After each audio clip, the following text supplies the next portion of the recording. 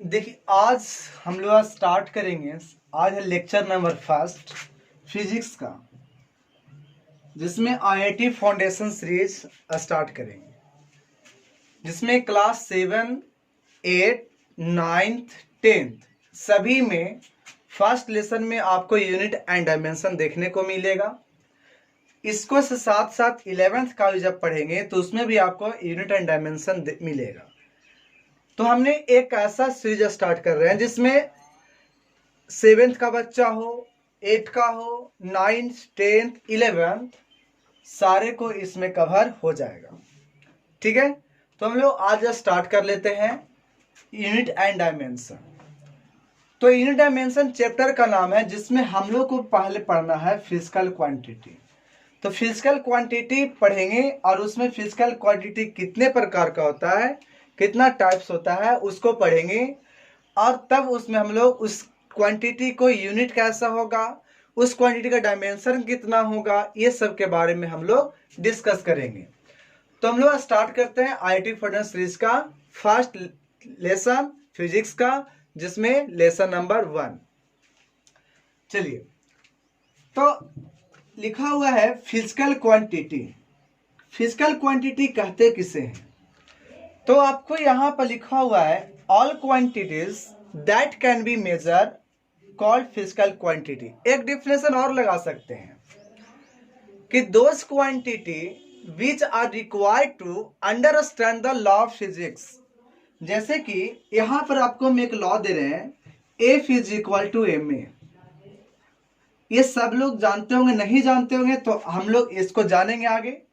लेकिन एक लॉ है जिसने फिजिक्स का फादर न्यूटन, उनके द्वारा दिया गया है कि force is equal to mass into acceleration होता है। Force is equal to mass into acceleration होता है। तो ये एक लॉ है, इस लॉ को समझना है। तो समझने के लिए हमें किस चीज की जरूरत पड़ेगी? एफ के बारे में जानना है, एफ है क्या। उसी प्रकार से एम के बारे में जानना पड़ेगा, ए के बारे में जानना पड़ेगा। तो ये जो क्वांटिटी यहाँ पर देखने को मिल रहा है कि ये लॉ को समझने के लिए ये तीनों को हमें जानकारी चाहिए, तीनों के बारे में जानकारी चाहिए। तो ये तीनों को ही हम लोग क्या बोल देंगे? Physical quantity. यानी ये ऐसी क्वांटिटी है जो कि फिजिक्स के नियम को समझने में जरूरत पड़ रहा है, तो इसी को हम लोग क्या बोल देंगे? Physical quantity. जैसे ये रूल हम इस पर भी लगा सकते हैं, लिखा हुआ all quantities that can be measure. क्या आप फोर्स को मेजर कर सकते हो? तो मेजर करते हैं। कैसे? तो लिखा जाता है फोर्स को कि 10 न्यूटन, 5 न्यूटन, 150 न्यूटन। तो इस प्रकार से हम फोर्स को न्यूटन में मेजर करते हैं। अगर मास लिखा होता है तो आप लोग इसको कहते होंगे 2 kg, 3 kg, 0.5 kg। तो हम लोग मास को भी मेजर कर पाते हैं, और किस में? किलोग्राम में। कभी कभी कोई ग्राम में बोल देगा, क्विंटल में बोलते हैं, टन में बोलते हैं। इसी प्रकार से अगर लोकल पॉपुलैरिटी में चलेंगे तो आप पसेरी का भी नाम सुने होंगे कि एक पसेरी 5 किलो कहा जाता है, एक मन 40 किलो कहा जाता है। तो वो सब जो हम लोग यूज करते हैं, वो सब किसके लिए यूज करते हैं? मास के लिए यूज करते हैं।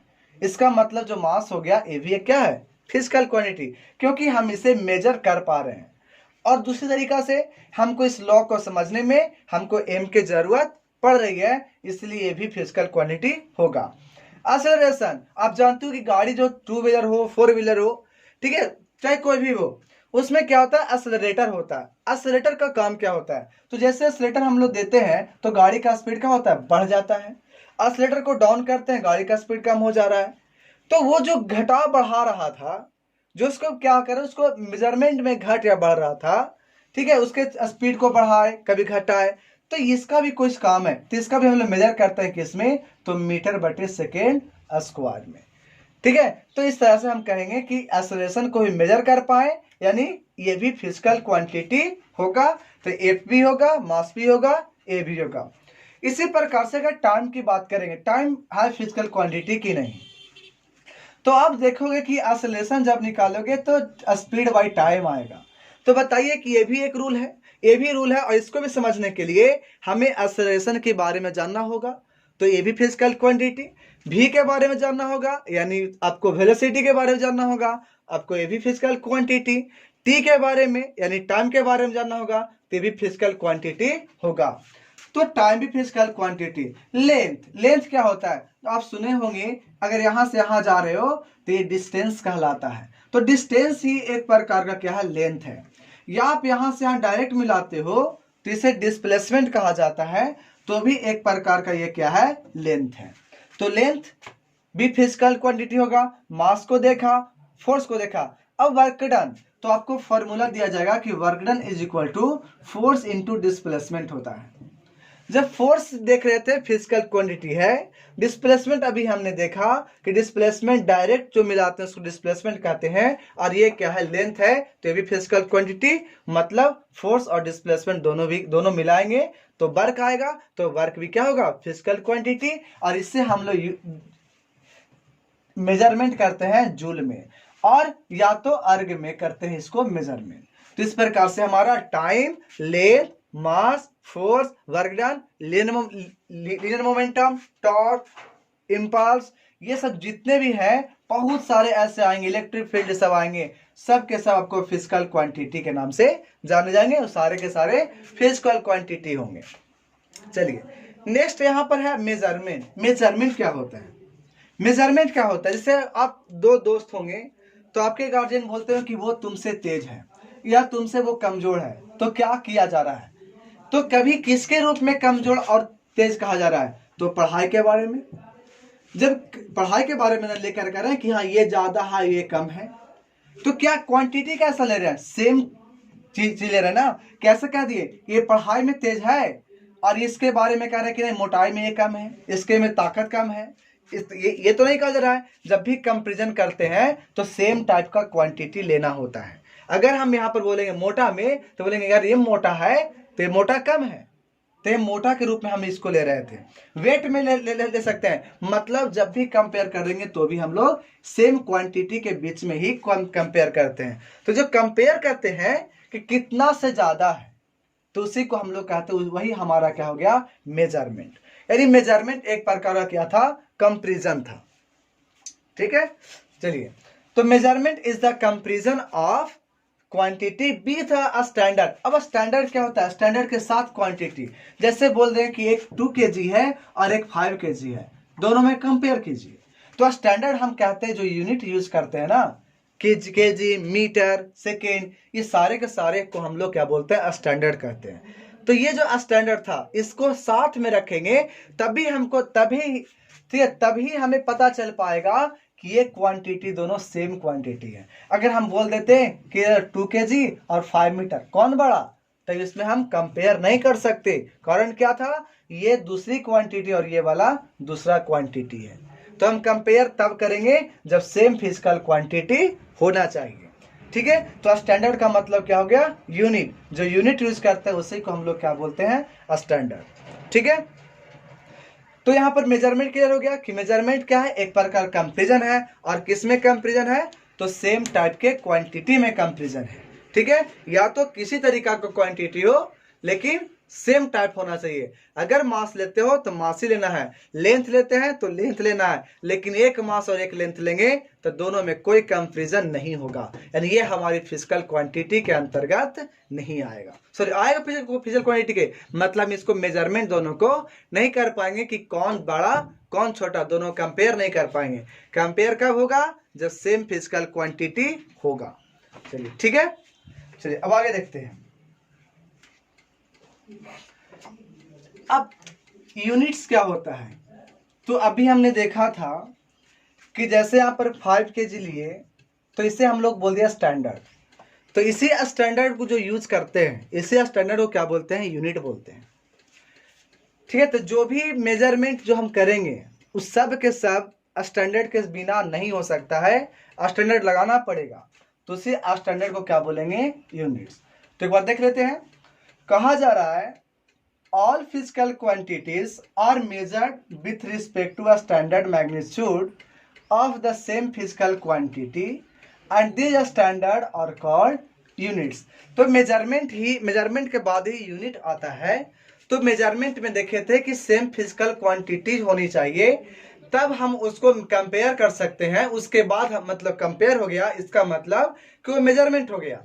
तो यही बात यहाँ पर तो बताए तो उसमें कि मेजरमेंट में हमारा क्या चाहिए, स्टैंडर्ड। तो उसी स्टैंडर्ड को यहाँ पर क्या बोल देंगे, यूनिट। अब हम देखेंगे कि यूनिट होने के लिए क्या क्या जरूरत है। जैसे यहाँ पर बोल देंगे कि पसेरी, तो पसेरी तो यूनिट हम बोलते हैं कि होता है, लेकिन लोकल पॉपुलरिटी में है ना, इंटरनेशनल सिस्टम में तो वो नहीं है। अगर आपसे हम यहाँ पर सेंटीमीटर भी बोल दिया जाए तो ये आपका इंटरनेशनल सिस्टम में हो जाएगा। लेकिन जैसे ही इसमें आपको होता है ना गाज, इंच, ये सभी क्या होता है, आप मेजरमेंट करते हो लेंथ का, तो ये आपका इंटरनेशनल सिस्टम में यूज नहीं करते हैं। तो जब भी इंटरनेशनल सिस्टम में यूज करेंगे तो या तो CGS का यूज करेंगे, FPS का, MKS का, SI का, वो हम आगे इसमें देखेंगे। तो उसी में से कोई होगा तो वही इंटरनेशनल सिस्टम पर यूज कर पाएंगे, पूरा इंटरनेशनल लेवल पे वही हमारे लिए यूनिट होगा। यानी वेल डिफाइन होनी चाहिए। और ऐसी बात, वेल डिफाइन का मतलब यहाँ पर यह है कि अगर किसी का, जैसे मान लिया जाए कि आप मास का यूनिट आप ले रहे हो केजी में, तो कभी ऐसा नहीं होगा कि लेंथ का भी यूनिट हो जाएगा केजी, ऐसा कभी नहीं होगा। अगर हो जाएगा तो वो वेल डिफाइंड नहीं है। मतलब जो केजी जो डिफाइन है सिर्फ और सिर्फ किसके लिए, मास के लिए। यानी यूनिट, इसीलिए यहाँ पर यूनिट को कहा गया कि यूनिट तब होगा जब वो क्या होना चाहिए, वेल डिफाइंड। तो वेल डिफाइंड का मतलब क्या हुआ कि अगर मास का यूनिट केजी है तो केजी ही रहेगा, वो कभी भी लेंथ का यूनिट नहीं होगा। ठीक है, चलिए उसी प्रकार से कहा रहा है कि they should be easily available, मतलब ये अवेलेबल है, ऐसा नहीं कि आप ऐसा चीज सोच लिए उसका यूनिट कोई दूसरा चीज है और वो है ही नहीं है, वो इंटरनेशनल सिस्टम पे आपको लाया ही नहीं गया है, तो आपको वो यूनिट के अंतर्गत नहीं आएगा। फिर कह रहा दे शुड बी इनवेरिएबल, यानी उसका किसी का यूनिट कभी बदलेगा नहीं। जैसे यहाँ पर लिखे हैं कि length, unit of length is not invariable, मतलब अगर लेंथ का यूनिट हम यहाँ पर मीटर मान रहे हैं, तो अभी जब लेंथ का यूनिट है मीटर, तो बाद में लेंथ का यूनिट क्या रहेगा, मीटर। फिर भी क्या रहेगा, मीटर। कभी ऐसा नहीं होगा कि जाके किलोग्राम आ जाएगा, ऐसा कभी नहीं होगा। यानी लेंथ का यूनिट इनवेरिएबल, मास का यूनिट इनवेरिएबल, जितने भी फिजिकल क्वांटिटी लेते हैं उस सभी का यूनिट क्या होता है, इनवेरिएबल। यानी यूनिट को होना क्या चाहिए, तो हमेशा इनवेरिएबल होनी चाहिए, वो कभी भी बदलना नहीं चाहिए। उसके बाद this should be accepted to all, और वैसा होना चाहिए जो कि सभी लोग उसको एक्सेप्ट कर सके। ये नहीं कि आप गए विदेश में और वहां पर कह दिए कि एक पसेरी आलू दे दीजिए। आप इंडिया में जाइएगा साउथ में तो भी पसेरी कहिएगा तो मे भी समझ पाएंगे कि नहीं समझ पाएंगे, लेकिन आप बिहार में कह दो कि एक पसेरी आलू दे दो तो निश्चित रूप से आपको कितना दिया जाएगा, 5 केजी दिया जाएगा। ठीक है, पाव भर लोग बोलते हैं, पाव भर कितना को बोलते हैं, 250 ग्राम को बोलते हैं।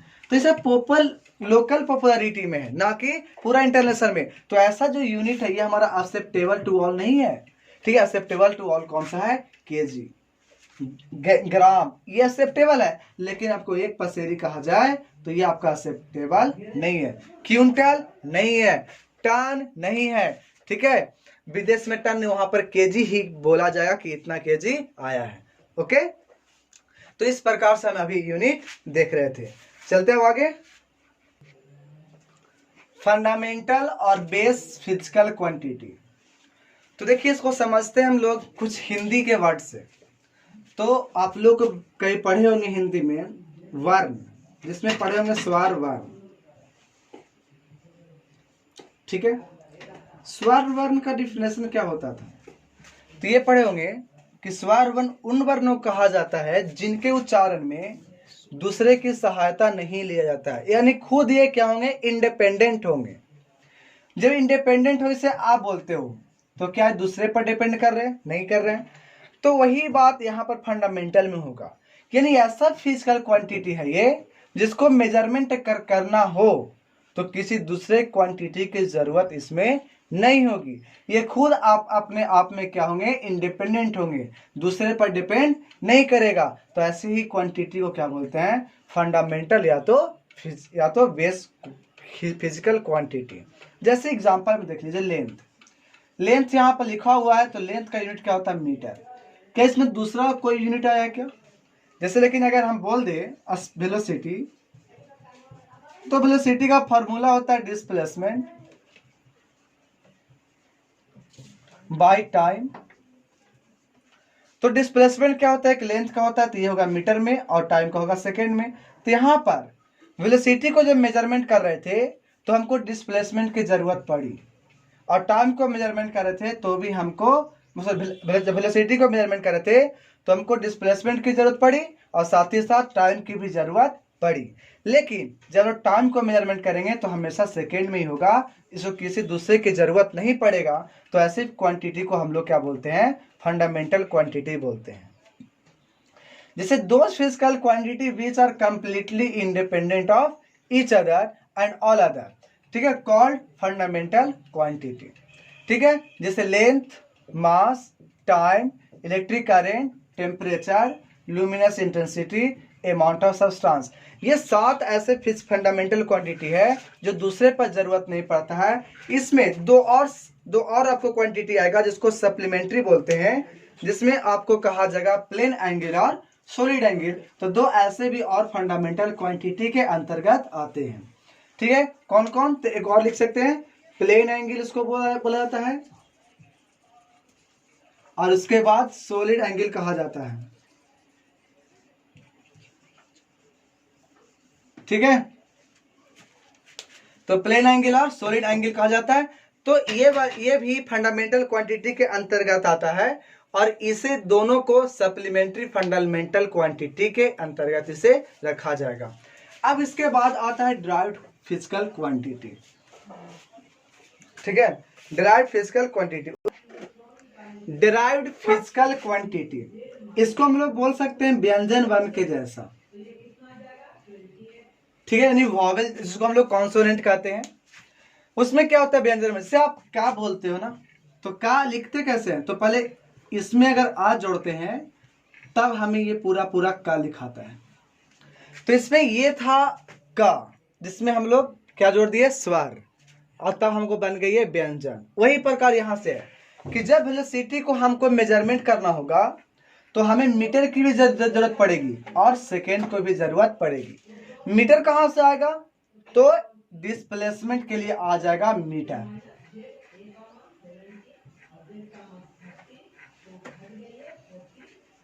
और ये क्या हो गया, टाइम के लिए सेकेंड।